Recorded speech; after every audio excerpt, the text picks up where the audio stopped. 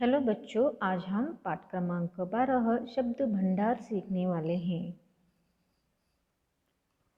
बच्चों, इस चित्र को हम अभी पढ़ते हैं। मेरी माँ अध्यापिका है, मेरी मम्मी डॉक्टर है, वह देखो श्रुति की माताजी आ रही हैं। बच्चों, हमने इन तीनों बच्चों की बातचीत पढ़ी। अब उनमें आए रंगीन शब्दों पर आप ध्यान दीजिए।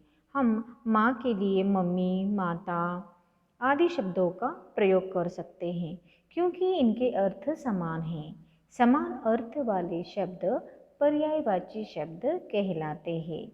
इस प्रकार हम कह सकते हैं कि समान अर्थ बताने वाले शब्दों को पर्यायवाची या समानार्थक शब्द कहते हैं। देखते हैं अन्य पर्यायवाची शब्द। देखो, सूर्य, रवि, सूरज, दिनकर, ये सूर्य के ही बहुत सारे नाम हैं। देखो, धरती, पृथ्वी, भू, भूमि, पेड़, तरु, वृक्ष, विटक, आँख, नयन, नेत्र, चक्षु, हाथी, गज, मतंग, कुंजर, घोड़ा, अश्व, तुरंग है। तो इस प्रकार हम अनेक पर्यायवाची शब्द जान सकते हैं। देखो, ईश्वर, प्रभु, भगवान, मछली, मकर, सरस्वती, वीणा, शिव, महादेव, जल, पानी, नीर, बेटा, पुत्र, सूत, घर, गृह, गेह, आँख, अनल, पावक, सागर, समुद्र, सिंधु, रात, रात्रि, निशा, सर्प, साप, भुजंग, बाग, बगीचा, उद्यान, कमल, नीरज, जलज, चाँद, चंद्रमा, शशि। तो इस तरह से पर्यायवाची शब्द आपको मिल जाएंगे। ये आपको अच्छे से अभ्यास करना है, इनका लर्न करना है। तो हमने क्या सीखा? एक जैसा अर्थ बताने वाले कई शब्द होते हैं। समान अर्थ वाले शब्द पर्यायवाची या समानार्थक शब्द कहलाते हैं। बच्चों, हम आगे देखेंगे विलोम शब्द। विलोम शब्द यानी एक दूसरे के उल्टा अर्थ बताने वाले शब्द, जैसे दिन, रात, ठंडा, गरम, बड़ा, छोटा। एक दूसरे का देखो विपरीत अर्थ बताने वाले शब्दों को विलोम शब्द या विपरीतार्थक शब्द कहते हैं। कुछ विलोम शब्द यहाँ पे दिए गए हैं, इन्हें पढ़िए और याद कीजिए।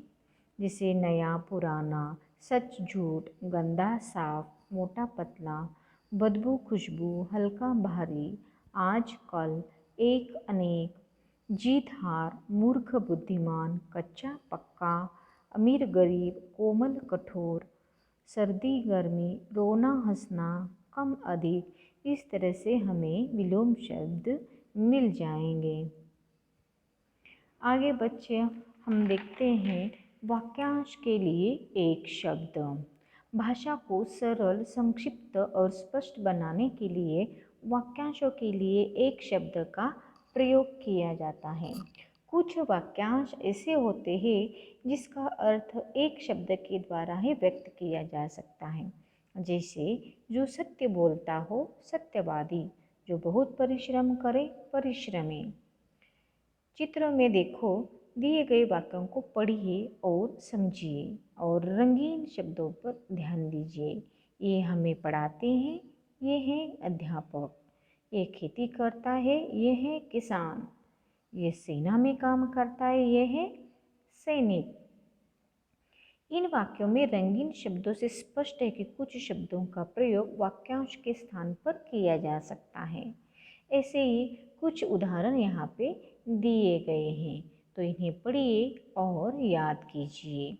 जैसे, लोहे की वस्तु बनाने का काम करे, लोहार। जो बहुत परिश्रम करे, परिश्रमी। जो पढ़ा लिखा न हो, अनपढ़।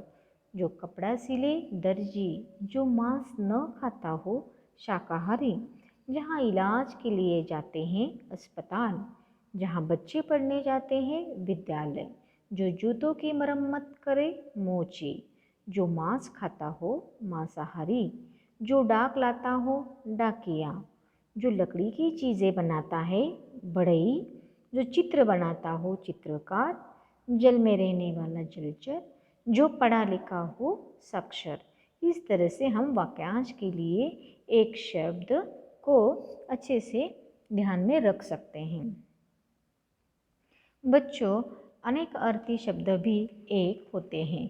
जैसे देखो इस चित्र में, देखो कौशल का घर उत्तर में है और आपने सही उत्तर दिया है।